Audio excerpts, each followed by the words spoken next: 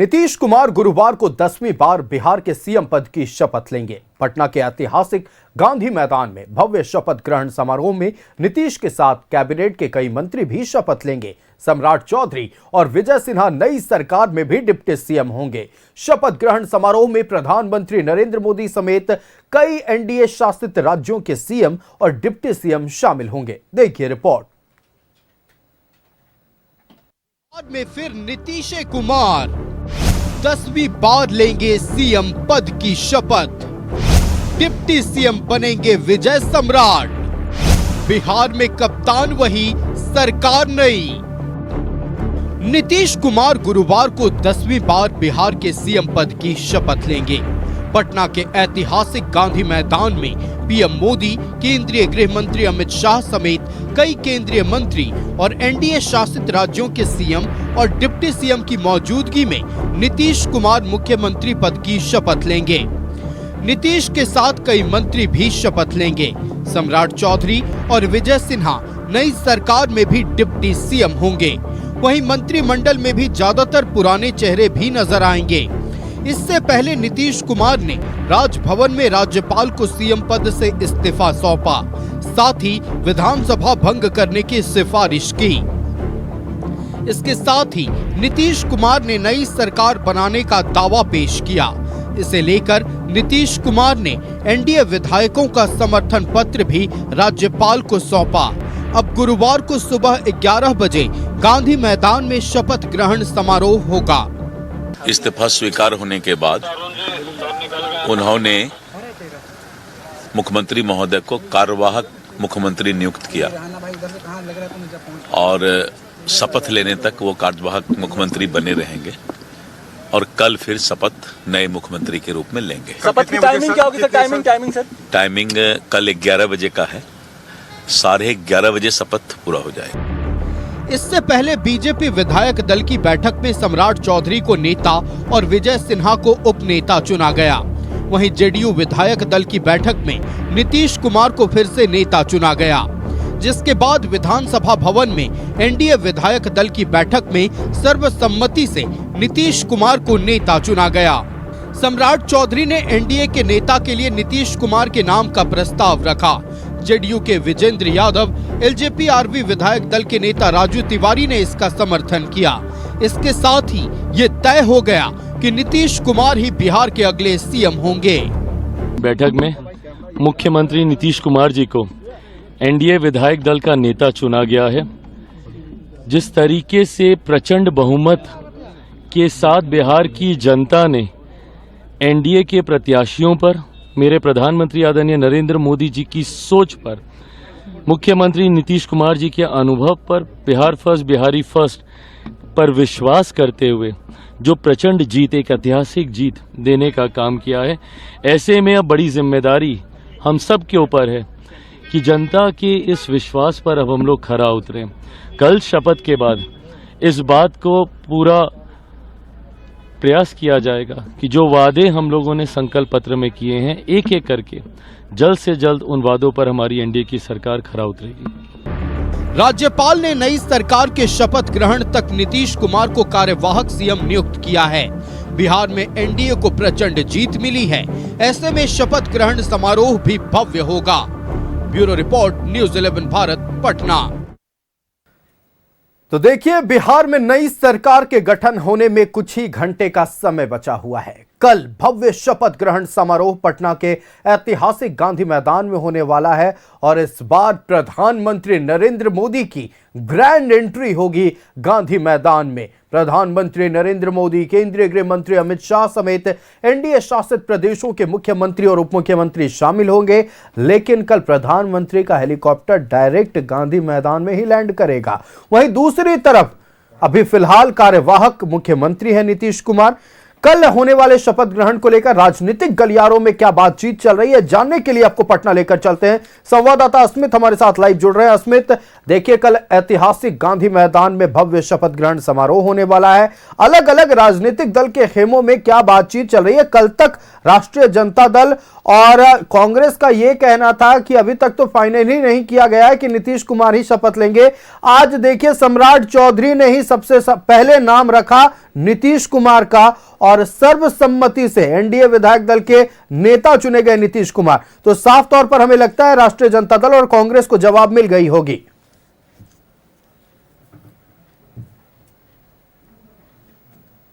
देखिए, आज का दिन भी बेहद महत्वपूर्ण रहा बिहार के लिए, क्योंकि आज सुबह में जेडीयू बीजेपी दोनों विधायक दल की बैठक हुई और उस विधायक दल की बैठक के बाद एनडीए विधायक दल की बैठक हुई, जिसमें मुख्यमंत्री नीतीश कुमार को विधायक माफ कीजिएगा जो नेता है एनडीए विधायक दल की उसका नेता चुना गया। और नीतीश कुमार उसके बाद राजभवन पहुंचे। वहां उन्होंने राज्यपाल आरिफ मोहम्मद खान को इस्तीफा दिया और दूसरी हाथ से सरकार बनाने का दावा भी पेश किया।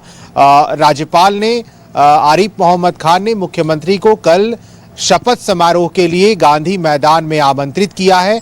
वहां पहुंचने वाले हैं कल मुख्यमंत्री और उनके साथ साथ 20 ऐसे विधायक हैं जो मंत्री पद की शपथ लेने जा रहे हैं। अलग अलग राजनीतिक पार्टियों के प्रतिनिधि हमारे साथ जुड़ेंगे।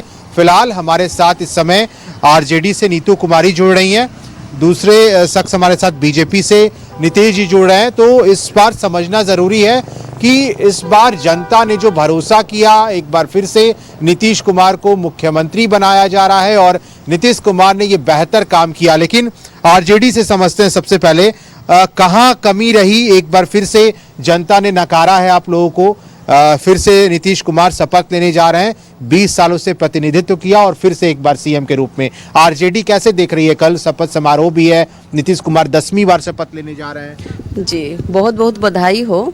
ठीक है, नीतीश कुमार जी को 10वीं बार मुख्यमंत्री बनने के लिए। ठीक है, और रह गई कमी की बात, तो हमारे पार्टी की कमी इस तरह हुआ क्योंकि हमारे नेता ने घर घर नौकरी देने की बात की है, हमारे नेता ने माई बहन मान योजना की बात की है, विकास की बात की है, पलायन रोकने की बात की है। बस यही सब हमारे नेता से गलती हुआ, क्योंकि नहीं करना चाहिए था। मोदी जी ने भाषण करना चाहिए था कि जनता को पता चला कि हमारे स्वाद कैसा है, अरवा या फिर उसना चावल का, तो वही मोदी जी ने किया।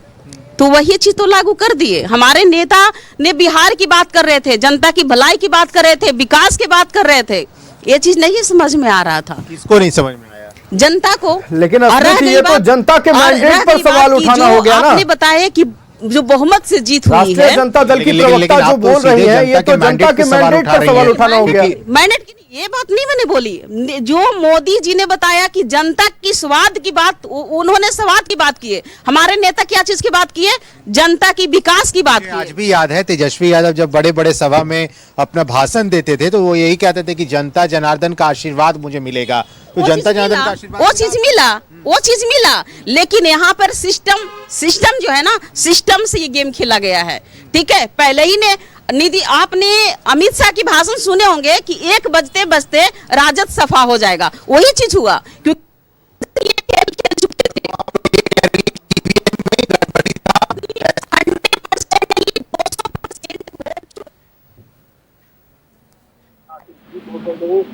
आप लोगों के खाते में आया, लेकिन खाते में आया।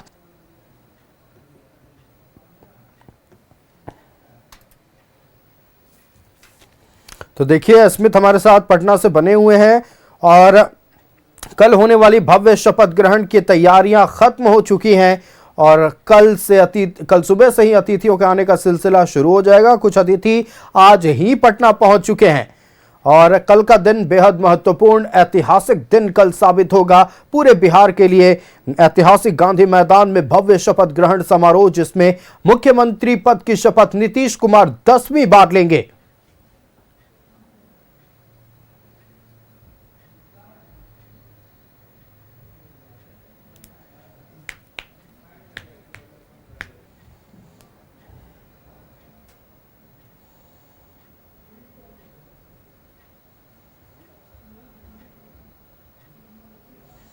तो देखिए, कल होने वाले शपथ ग्रहण समारोह को लेकर अब उत्साह और उमंग एनडीए के खेमे में चरम पर है।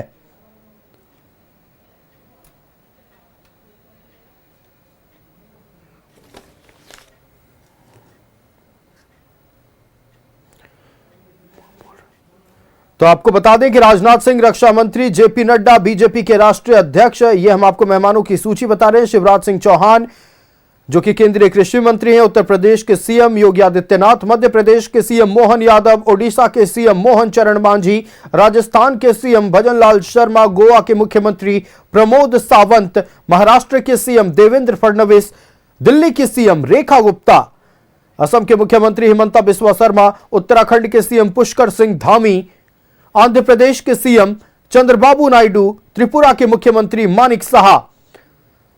बीजेपी कोटे से संभावित मंत्रियों की भी सूची आपको बताएं। सम्राट चौधरी, विजय कुमार सिन्हा, नितिन नवीन, रेणु देवी, नीतीश मिश्रा, मंगल पांडे, नीरज कुमार बबलू, संजय सरावगी, हरी सहनी, रजनीश कुमार, विजय कुमार चौधरी, विजेंद्र यादव। और ये जेडीयू कोटे से संभावित मंत्री की सूची आपको बता रहे हैं। श्रवण कुमार, अशोक चौधरी, लेसी सिंह, जमा खान,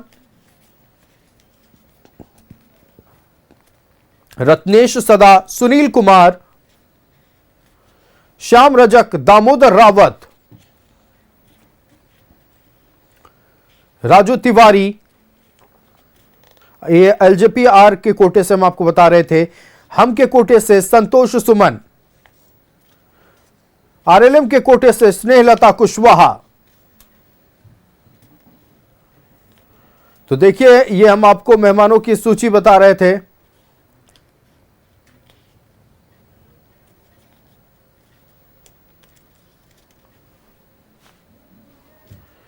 तो आपको बताते चले कि कल होने वाले भव्य शपथ ग्रहण समारोह को लेकर तैयारियां पूरी हो गई हैं। कल नीतीश कुमार 10वीं बार मुख्यमंत्री पद की शपथ लेंगे। और सबसे बड़ी बात कि पीएम मोदी की कल ग्रैंड एंट्री होगी पटना के ऐतिहासिक गांधी मैदान में।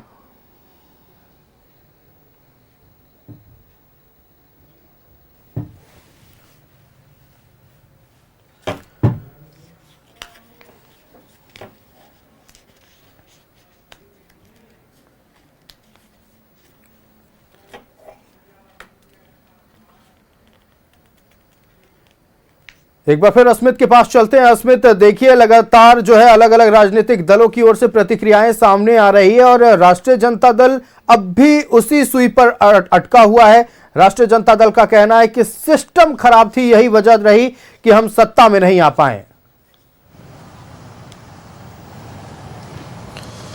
बिल्कुल बात करेंगे, लेकिन उसके ठीक पहले कांग्रेस के प्रतिनिधि विकास झा हमारे साथ जुड़े हैं और इसके साथ साथ सौरभ यादव जेडीयू से हमारे साथ जुड़े हैं। दोनों का परिचय कराना जरूरी था। बीजेपी के पास चलते हैं। आरजेडी का ये आरोप है, विपक्ष का ये आरोप है कि वोट चोरी हुआ है, जिसकी वजह से ही इनको सत्ता नहीं मिल पाया इस बार भी। देखिए, इनका तो विधवा विलाप है। हम लोग तो जानते हैं कि लोग ईवीएम को रोना रोवेंगे। और जब इनके पास 2020 का चुनाव में उतना सीट आ गया था तो ईवीएम ठीक था? पूछिए उनसे, उस समय ईवीएम ठीक था। अब ईवीएम एकदम खराब हो गया। जनता ने आपको वोट नहीं दिया, नकार दिया, करारा जवाब दिया। तो बिहार की जनता ने एनडीए को मैंडेट दिया, तो इसमें आप काहे घबरा रहे हैं? आपके पास कोई मुद्दा नहीं है, कोई विजन नहीं है। बिहार की जनता जान रही है कि जब आप सत्ता में रहते हैं, आते हैं कि बिहार का खोखला करते हैं। खंडहर बिहार को नीतीश कुमार जी ने आज विकसित बिहार बना दिया। जंगल राज से उठा के नीतीश जी ने विकसित बिहार बनाने का काम किया।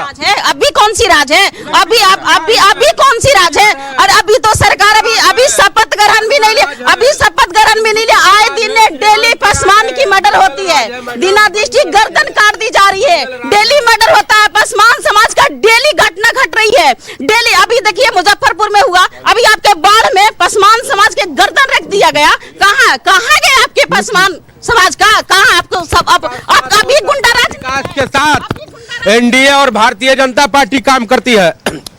और यदि कोई घटना घटता है तो तुरंत कार्रवाई कांग्रेस मानती है कि वोट आगे आइए विकास जी, कांग्रेस मानती है कि ईवीएम से छेड़छाड़ हुआ, क्या वोट चोरी हुई? क्योंकि जो आप लोगों का नतीजा आया 6 सीटों पर आप लोग सिमट के रह गए, क्या मानती है? देखिए, जिस तरह से एमसीसी लगने के बाद 1,40,00,000 महिलाओं के खाता में जो पैसा 10-10 हज़ार करके दिया गया, वो एकदम से वोट चोरी का एक सबसे बेहतर नमूना आपके सामने है। जब आप एक विधानसभा में 57 से 58 हज़ार लोगों को, महिलाओं को आप पैसा दे रहे हैं, तो ये तो उसी तरह की लड़ाई हुई जब एक तरफ आप महागठबंधन के लोगों का हाथ बांध दे रहे हैं और सामने वाले एनडीए वाले को आप फ्री छोड़े हुए हैं। अब उसके बाद कह रहे हैं कि आप दोनों कुश्ती लड़ो, तो जो जिसका हाथ बंधा हुआ है वो कैसे जीत पाएगा? आप इलेक्शन कमीशन को इस पे संज्ञान लेना चाहिए था।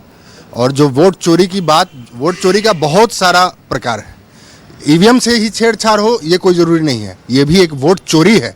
जो आप एमसीसी लगने के बाद 58 हज़ार सभी कंस्टिट्यूएंसी में 58 हज़ार बहुत बड़ा ये है, आप समझ सकते हैं। ओवरऑल कुल मिलाकर आप ये कहना चाह रहे हैं कि कहीं ना कहीं वोट चोरी हुआ बिहार में, जिसकी वजह से बिल्कुल, अगर 58 हज़ार लोगों को आप, महिलाओं को आप पैसा भेज दिए, वो तो आप सेफ हो गए। अब तो लगभग 2 लाख मान के चलिए कि एक विधानसभा में वोट पड़ते हैं, पोल होता है, तो 1.5 लाख में आपको तो 50-60 हज़ार लाना है और सामने वाले को लाना है 1 लाख। तो लड़ाई कहाँ है? आप तो वोट चोरी कर लिए चुनाव होने से पहले। जेडीयू भी मानती है, जेडीयू भी ये मानती है, जो विपक्ष आरोप लगा रहा है। देखिए, सबसे पहले तो हम बिहार की जनता को, एनडीए को जो प्रचंड बहुमत मिला है उसके लिए शुक्रिया अदा करना चाहते हैं, आभार व्यक्त करना चाहते हैं। जहां तक विपक्ष का ये आरोप है, ये बिल्कुल सरासर गलत है, बेबुनियाद है, क्योंकि विपक्ष बौखलाया हुआ है। विपक्ष के हाथे कुछ मिला नहीं है। विपक्ष को करारी शिकस्त मिली है, करारी हार मिली है। 2010 का रिपीटेशन इस तरीके से, जब वो 6 सीट पर जो ये लोग सिमट गए हैं और 25 सीट पर राष्ट्रीय जनता दल की जो पार्टी है, ये इनके खुद का कर्मकांड है। जब 2020 के पिछले विधानसभा चुनाव में जब 80 सीट लेके सबसे बड़ी पार्टी बन के उभर के आई थी राष्ट्रीय जनता दल, तब इन्होंने कभी ये रोना नहीं रोया कि ईवीएम में छेड़छाड़ हुई है, क्योंकि उस समय वो सबसे लार्जेस्ट पार्टी का तमगा लेके चल रहे थे। और जहाँ तक रहा, ये इन्होंने कहा कि 10,000 रुपया का जो प्रलोभन दिया गया, ये स्वरोजगार के लिए, महिलाओं के उत्थान के लिए दिया गया था।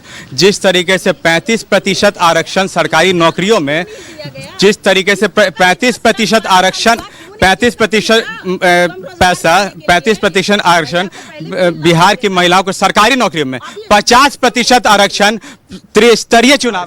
आरजेडी का आरोप है कि वोट के समय क्यों दिया गया, इसका जवाब दीजिए। क्योंकि उस समय वो परिस्थिति की वो मांग थी, और वो कहीं से भी, जब स्वरोजगार के लिए कहीं कोई समय सीमा नहीं होती है, ये पहले ही नहीं दी गई। जीविका की महिला मांगी रोजगार करने के लिए, जीविका की महिला तो रोजगार करने के लिए पैसा नहीं मांगी कि आप वोट समय आप पैसा दीजिए। 11 तारीख के लास्ट वोट थी, 10 तारीख को पैसा आया। इसका मतलब आपने 10,000 रुपया देकर आपने वोट खरीदा। दूसरी चीज कि आपने पैसा लेकिन मैडम एक बात बताइए, झारखंड में भी हेमंत सोरेन की सरकार है, वहां भी मैया सम्मान योजना दिया जा रहा है, आपको लगता है वहां पहले से लागू है? सर, वोट के समय नहीं है, आपने वोट के समय लागू किया 10,000। ये आपने सरासरी गलत किया कि आपने पैसा घूस देकर मैं झारखंड की सच्चाई आपको बता दूं, चुनाव से पहले 1,000 रुपए मिलते थे, लेकिन चुनाव के बीच जो राशि आई थी वो चुनाव के बीच जो बातें आई थी कि उस 1,000 को 2,500 कर दिया जाएगा।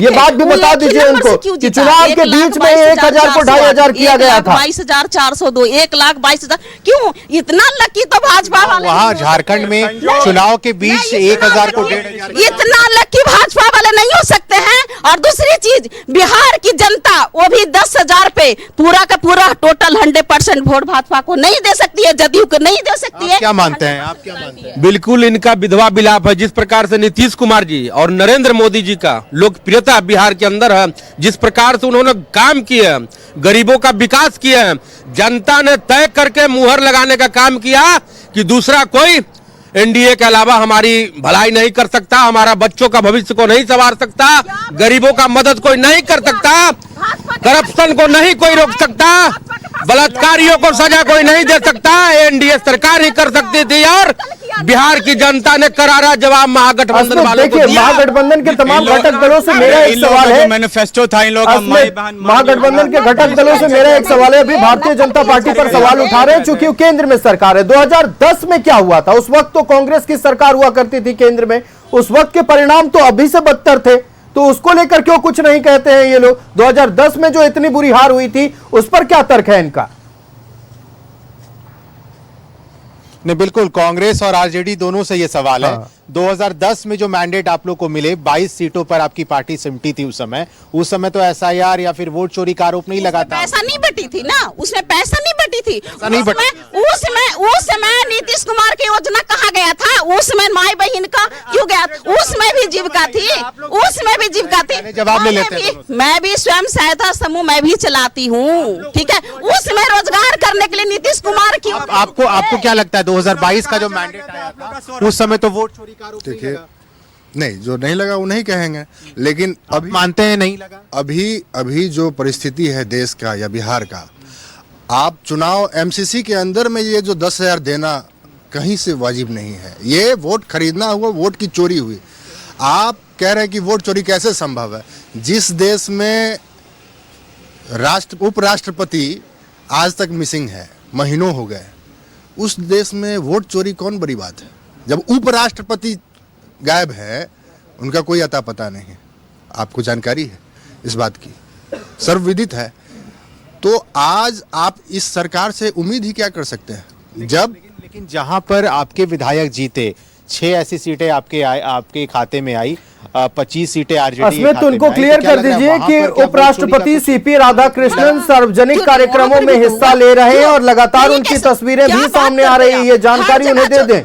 चोरी क्या आपको क्या करना? आप लोग 25 सीट पे कैसे आ गए? क्योंकि अरे आप लोग 25 सीट और 6 सीट 31 सीट कैसे, आप लोग 31 सीट पे कैसे आ गए?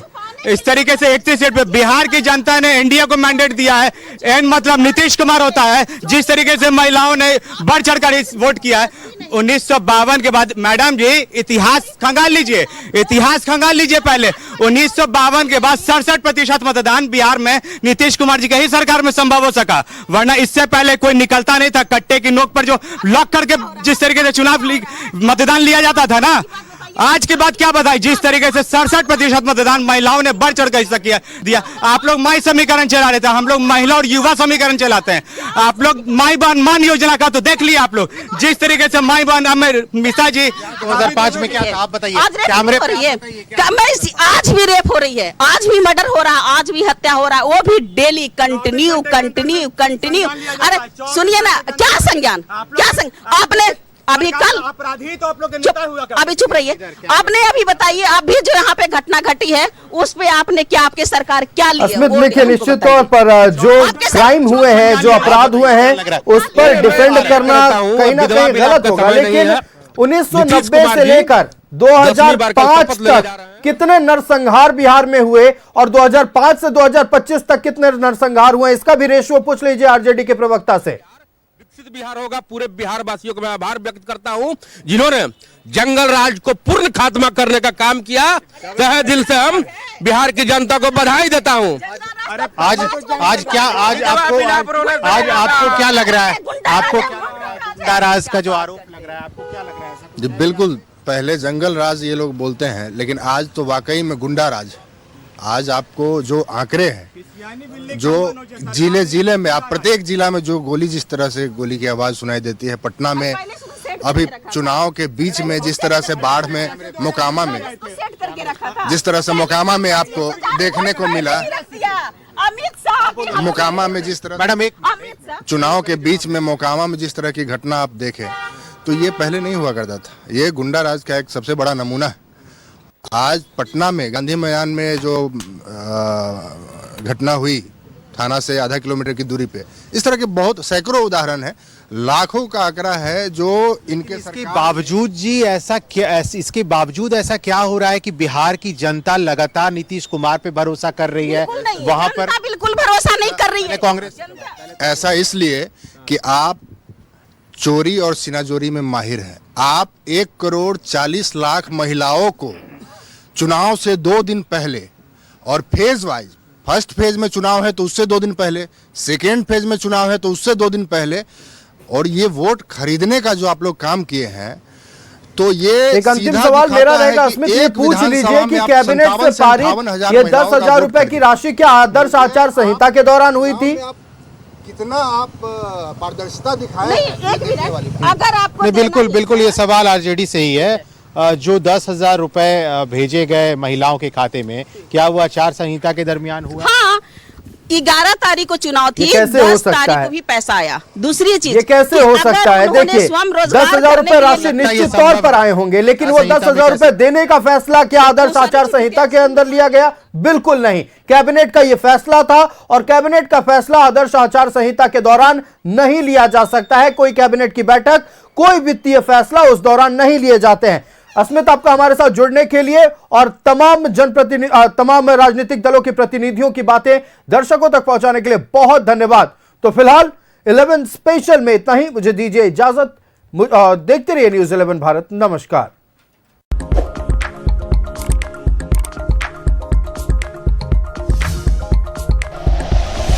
Like and share videos, subscribe करें हमारा चैनल और प्रेस करें बेल आइकॉन। न्यूज़ 11 भारत, सच है तो दिखेगा।